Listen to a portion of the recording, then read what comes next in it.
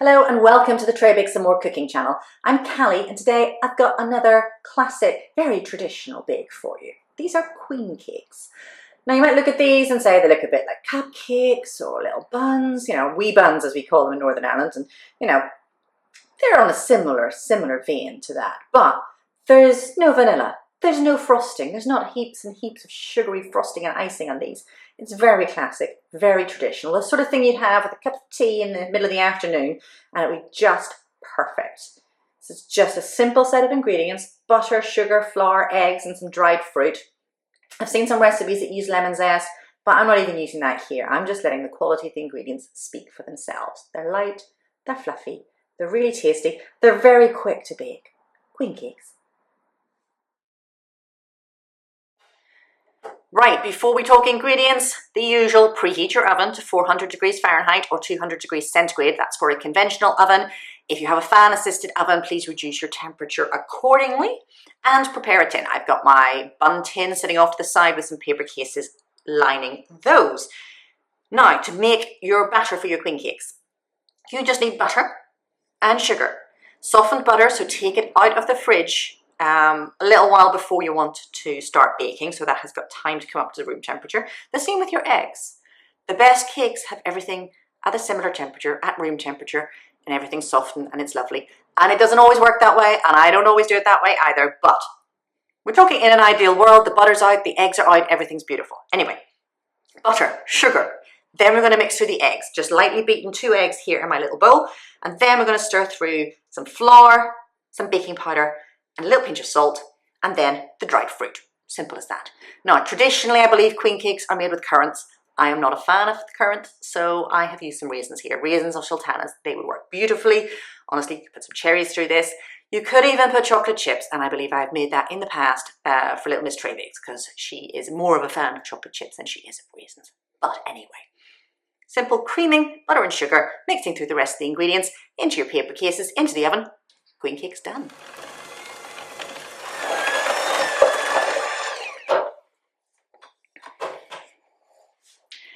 Now, before you start to mix the eggs through, get your spatula and scrape the bowl down and give it one last mix with your beaters here, just to make sure that everything's incorporated and everything's nice and light and fluffy. I'm just going to add the eggs gradually and beat it well between each addition.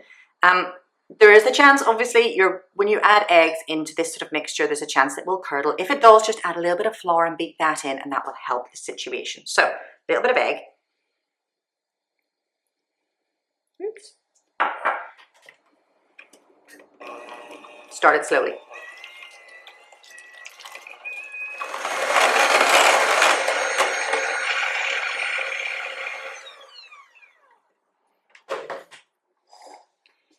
Right, so I'm still going to scrape this down with my spatula. Now, you can either mix this through the wooden spoon, or you can still use your mixer. That will be fine.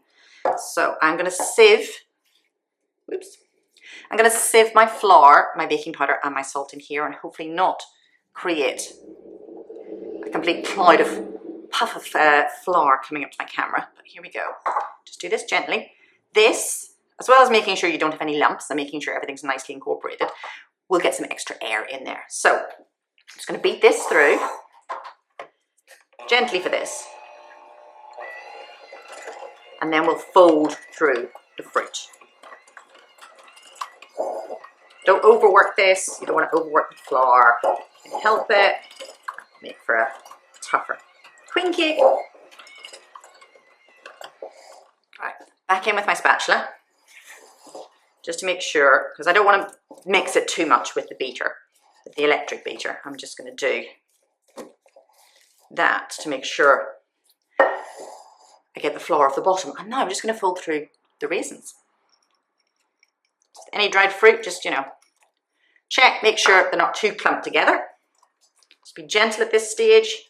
Keep the air in the mix, just until those are nicely incorporated. And it is simple as that. Now, we get our bun cases and we spoon the mixture into the cases. Okay, so despite my recipe saying these make 12 queen cakes, and I will probably still keep the recipe saying that they make 12 queen cakes. They make 12 traditional queen cakes if you have little dainty bun cases. I have big American cupcake liners here, so I only get 9 because I want to fill them. I don't want, a bit of a gap here if I can help it. So you want to fill the cupcake liners or your bun cases or whatever you have about 3/4 of the way up. So as a result, I only get 9. These may take a little bit longer to cook then, obviously, as well. So just keep an eye on things in the oven. But here we go. Queen cakes, simple as that, into the oven. Right, here we go. These are out of the oven now. They're golden, they're risen, they smell really good, they look really good. All I'm going to do is take these out of the tin now and put them on the wire rack to cool. And there you go. I mean, I say I'm going to put them on to cool. They are also really good, fresh out of the oven. Still a little bit warm. Let them cool a little bit. You don't want to burn yourself. But here we go. These took, in my giant American cupcake liners, these took 17, I'm going to say 17 minutes. A little bit more than 15 minutes for me anyway. If you have small dainty cases, I'm going to say like 10 or 12 minutes. Bigger cases, 15 to 17 minutes. Always test your cakes anyway. You will see they're risen. You can tell, you can see if they still look a little bit wet in the middle. Also then take a toothpick or a cocktail stick, pop that down into the center of your queen cake. If that comes out clean, you're good. If there's still batter stuck to that, then you want to put that back into the oven for a couple of minutes. But here you go, traditional queen cakes. So keep an eye out for more recipes. Subscribe to my channel, tell your family and friends, and I'll see you again soon on Tray Bakes and More.